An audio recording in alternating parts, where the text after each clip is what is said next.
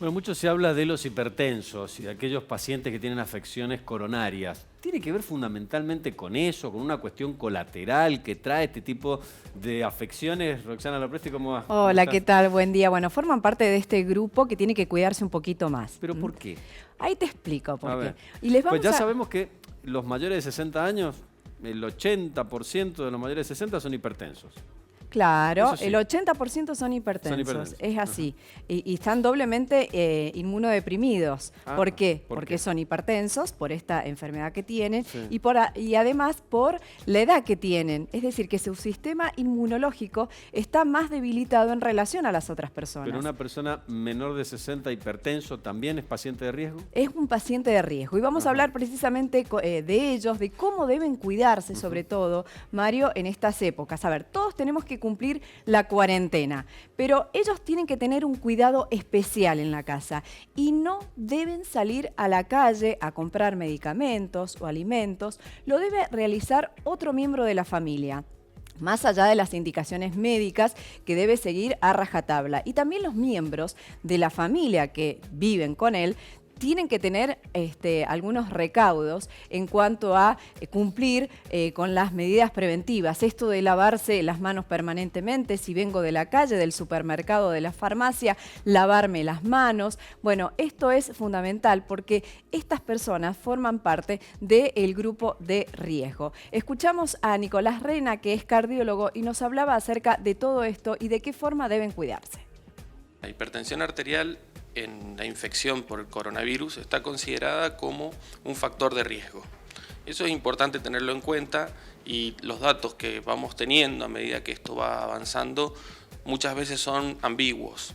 Si bien es una patología muy frecuente en la población, porque calculamos que hay más de un 34% de hipertensos en la República Argentina, nosotros consideramos que es un factor más, como puede llegar a ser la diabetes o como puede llegar a ser la enfermedad pulmonar crónica, que es bastante diferente, por decirlo de alguna manera, a, por ejemplo, tener una edad mayor a 60 años. Eso ya es un grupo de riesgo que conlleva una serie de cuidados diferentes. En los hipertensos, además, se han establecido dos cosas importantes, que es un mensaje que tenemos que dar, que es, valga la redundancia, importante. Se ha descrito que el microorganismo, el virus, ingresa a través de un receptor que nosotros muchas veces modificamos para el tratamiento de la hipertensión arterial, que es uno de los receptores que se llama enzima convertidora de angiotensina 2.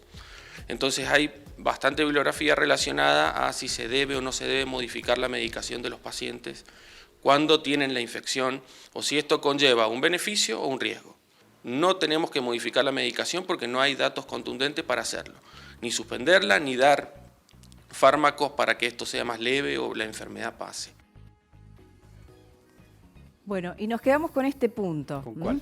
Con la medicación. A ver, no hay que modificar la medicación ni tampoco las dosis. No, ¿por qué? Bueno, porque en algún momento se dijo que la droga de la hipertensión era mucho más susceptible al COVID-19. No hay evidencia con respecto a esto. Atraía el COVID. Viste que se ha dicho un montón de cosas, se ha dicho muchísimas cosas. Claro. Por eso el doctor aclara esto, que no tiene que modificar la medicación en ningún aspecto y lo tiene que seguir el médico. En tal caso lo verá el médico. Si es que tenés contagio positivo de COVID-19, verá cómo sigue el tratamiento. Lo que pasa es que hubo mucha confusión con respecto a la droga. Entonces él está dando las explicaciones, que no hay que modificarlo, porque se habla tanto, Mario. No, bueno, pero es que ¿sabes qué pasa? Mucha gente lee noticias en Facebook. Claro. Que todos sabemos que el 95% son falsas, cadenas de WhatsApp y comentarios que me dijo tal, que dijo una vecina, que le dijo al otro y en el almacén escuché. Es que lo lamentable es que la gente lo cree. Ese es el problema. Por eso todas las indicaciones y que se tienen que informar a través de las vías oficiales, esto es importantísimo y no seguir con las cadenas de WhatsApp. ¿Por qué es importante entonces que tienen que seguir un seguimiento los enfermos cardíacos y los hipertensos? Porque veamos cómo se presentan las enfermedades cardíacas en el mundo.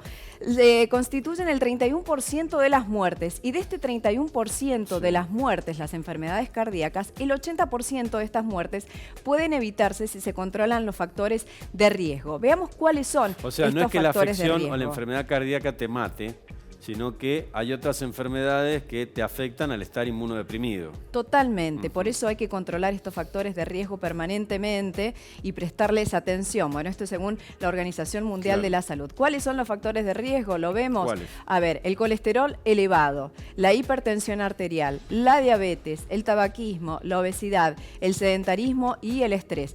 Deben cuidarse las personas hipertensas y los enfermos cardíacos, sobre todo en esta cuarentena, seguir a rajatabla, controlar todos estos factores de riesgo. A ver, el sedentarismo, todos estamos obligados hoy por esta cuarentena al sedentarismo. A ver, hay que ingeniárselas en la casa, hacer actividad física de alguna forma.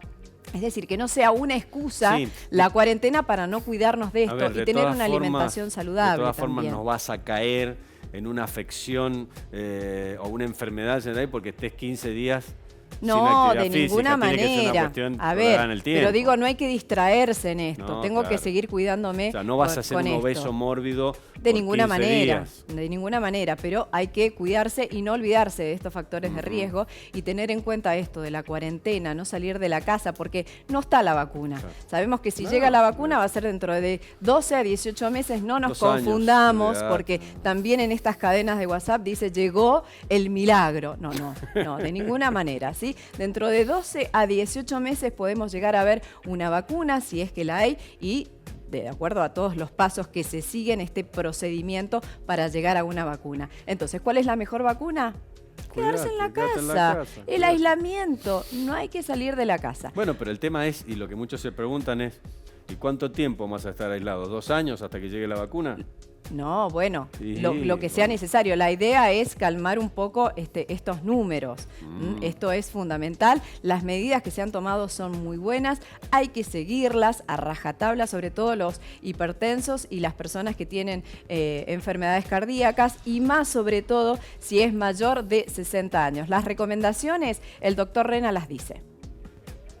Quédense en casa, como estamos hablando, como estamos diciendo, son grupos importantes, mantengan un buen aislamiento, no suspendan la medicación porque no hay ninguna evidencia para suspender hasta hoy la medicación.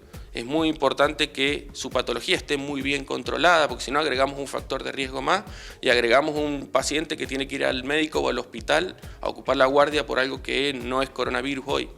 Entonces es muy importante que se cuiden en su patología muy bien.